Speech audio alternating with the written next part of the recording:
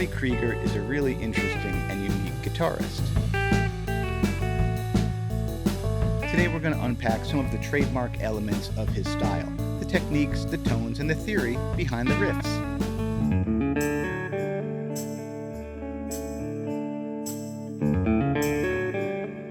I'm Eric Haugen. Check the description box below for tabs and backing tracks on my website, information about exactly what sound tools I'm using today, live streams and more on Patreon, and my deep dive courses. It's all on my website. Robbie had only been playing electric guitar for I think 6 months or so before he joined the Doors. Before that, he was doing a lot of folk and flamenco. So he did everything with his fingies, which is, out of the gate, that's totally different than, most of the classic rock guitar heroes. But today, I'm going to do this stuff, with a pick as much as possible because I figure, hey, that's what, most of us do. You'll see some hybrid picking in there, though.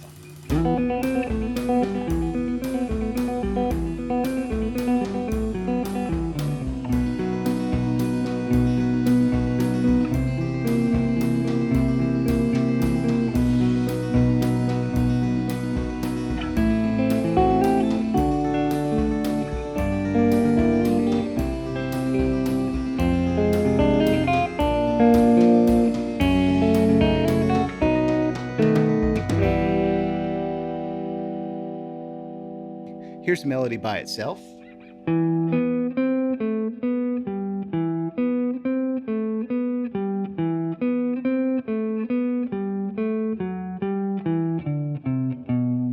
But then what happens is after each of those melody notes, you use our middle finger, our favorite finger, here, let's go over here, to hit an open B string.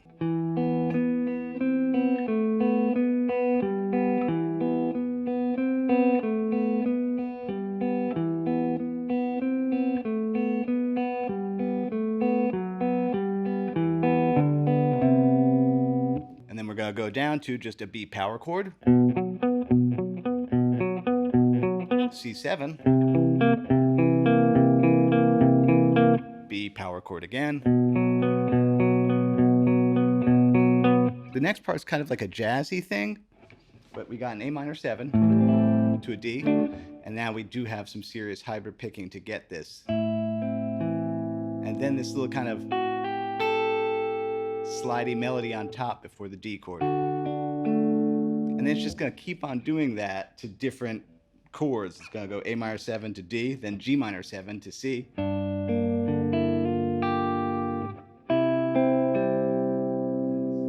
And we keep going lower still, down to F minor 7.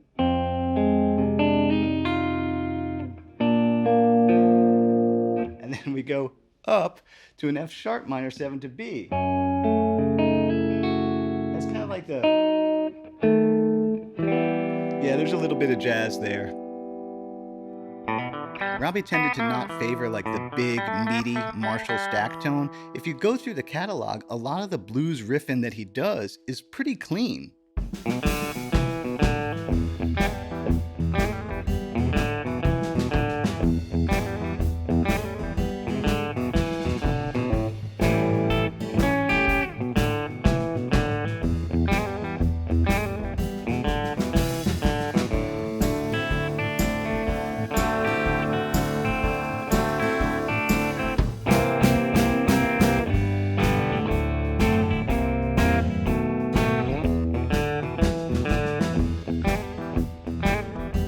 If you go to the Doors YouTube channel, Robbie breaks this stuff down too. So, you could watch it straight from Robbie if you want.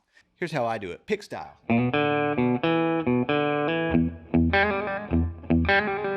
Twice.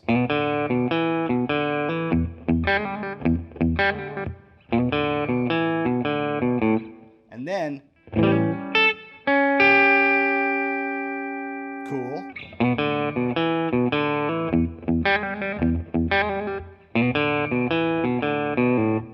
Another thing I love about the Doors is they take structures that are pretty much 12-bar blues, but then not quite.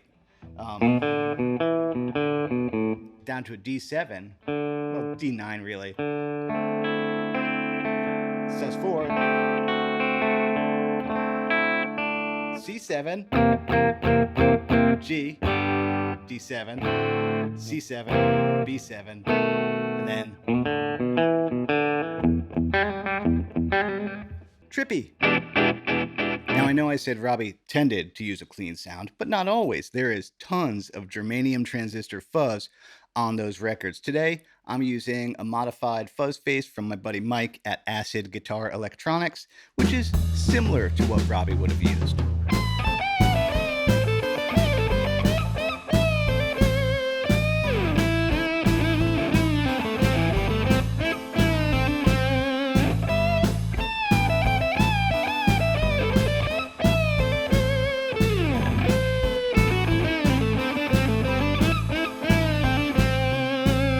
For the tabs on screen on this one, it's gonna say, like, 7 and 5, but then I'm just gonna say, hey, play it an octave higher, because that is way easier than being like, okay, I'm at 17, 19. Like, I don't count those. I'm just like, oh, that's A again. But anyway, first lick.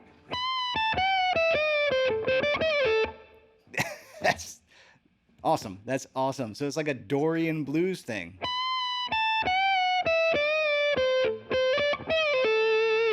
Cool. And then the second phrase is always pretty similar. Cool. And then he jumps down the octave.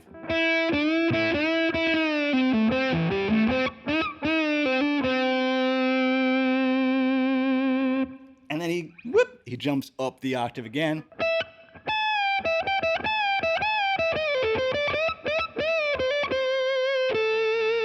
This is such a cool solo. We'll talk about it in a second. And then the last phrase.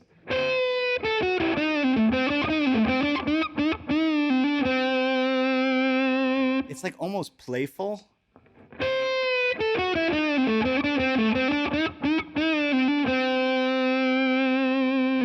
That's one thing I want to point out, because, like I said, Robbie hadn't been playing electric guitar that long, there's almost like a wild, childlike innocence to his playing, and I think you can really hear it in that solo. The riff to Peace Frog, it's not fuzz, he's using a wah, kind of like the Mick Ronson trick, where the wah is like somewhere near the top. Oh, you know what? Mark Spear from Krungbin, he does that too.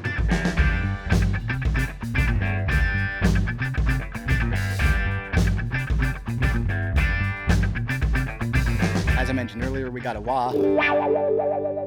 And I got this G. You could grab a whole G bar chord, but I don't hear that note in it. And you kind of find the spot near the top of the wah.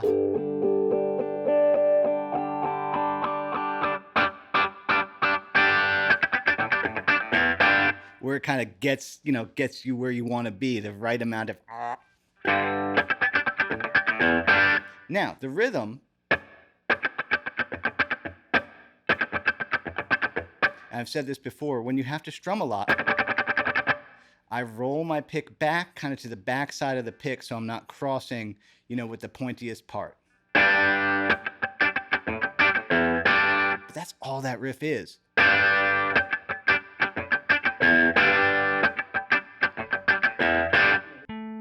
I'm going to have to do a whole nother video on Raga Rock, but yeah, drony modes, that's part of Robbie's thing too.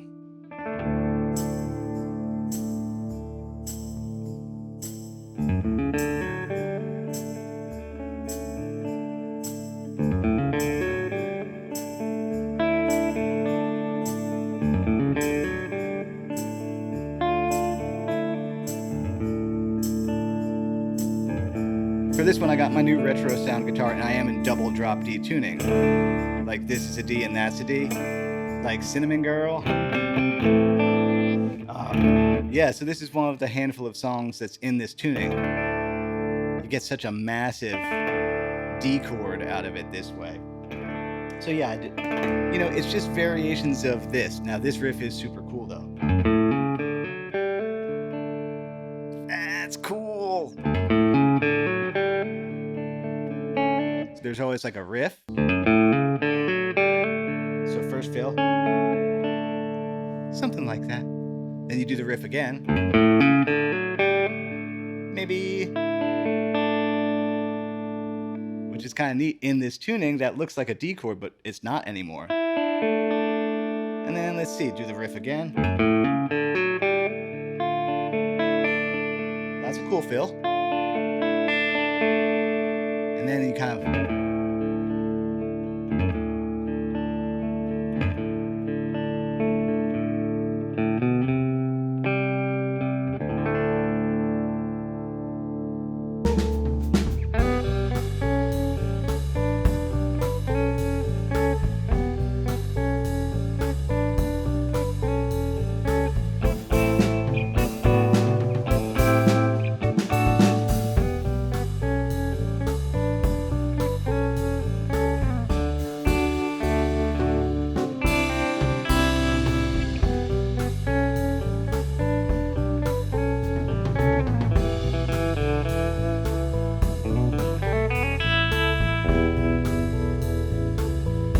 Another cool thing about Robbie is, of course, how cool him and Ray work together, because Ray is going...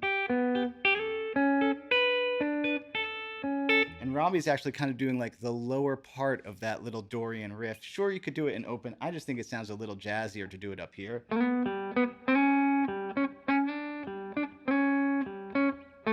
So again, if Dorian was here, Dorian is just a minor scale. But you raise the sixth tone, makes it kind of cool and jazzy. So again, that little Dorian riff on the E minor.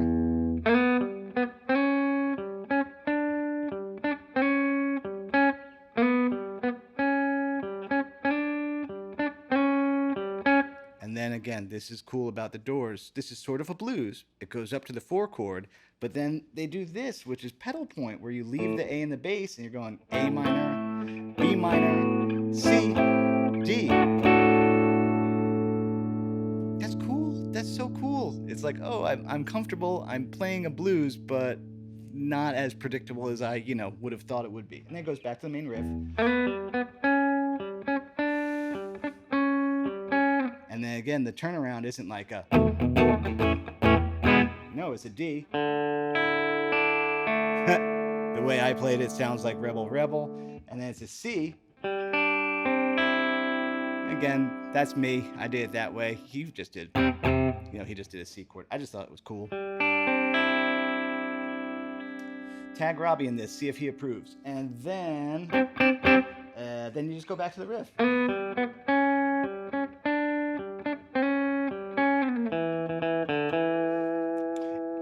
What was I going to say? Oh, yeah, and the solo in that, he's using tremolo. So, Robbie would use effects. There's that cool little lick, but I didn't transcribe the solo yet.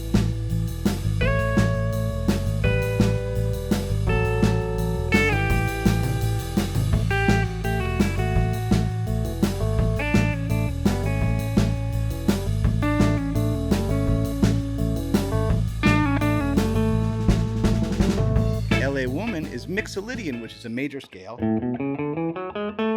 with a flat 7. So yeah, the Doors use all the coolest modes. So you got that my dad Jerry Sheff is playing on the bass, and then Ray comes in with his he's doing, and so Robbie's gonna harmonize that C sharp.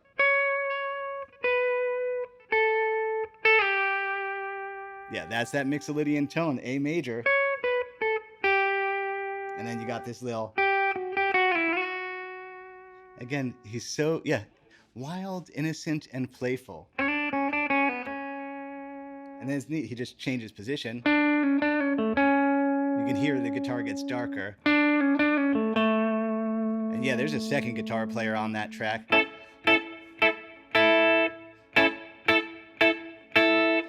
Go listen to LA Woman again, and I just want to point this out. This is just dumb little Eric trivia. In the guitar solo, they left Jim's mic on, and you can kind of hear like